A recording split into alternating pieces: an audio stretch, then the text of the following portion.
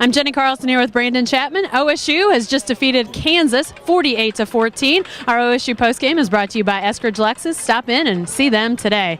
Brandon, the score ended up being the spread that a lot of people expected, but didn't exactly go down the way a lot of people expected. A close game at half. What did OSU do differently to pull ahead in the second half? I think in the second half that the defense really came out and responded a little bit. I think for the most part it was first quarter struggles.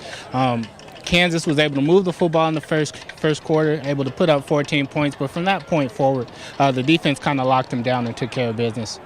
10 wins in the regular season for the first time in program history. How significant a mark is that for this program? That's a huge mark for this program, especially in a rebuilding year. If you're talking about a year where you weren't sure how high the Cowboys would finish, people didn't think they'd be able to finish higher than any team other than Baylor, and to come out and have 10 wins, go into Bedlam 10-1 is simply outstanding, even though you probably didn't have the best day which you expected against Kansas.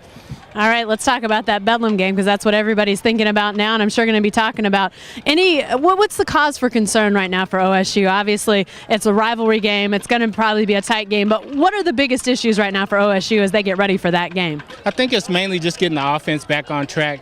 Obviously, they didn't start out the way they would have liked to today in terms of scoring touchdowns. You want to make sure you don't settle for field goals. There's been situations where they've been settling for field goals. I'm sure Dana Holgorsen is not really excited about that. And then defensively, you want to start better than you did today. You can't give up points like you did against Kansas today because you have a Ryan Broyles you have to deal with. You have Landry Jones you have to deal with. So you don't want to start off as slowly as you did today against OU and Bedlam.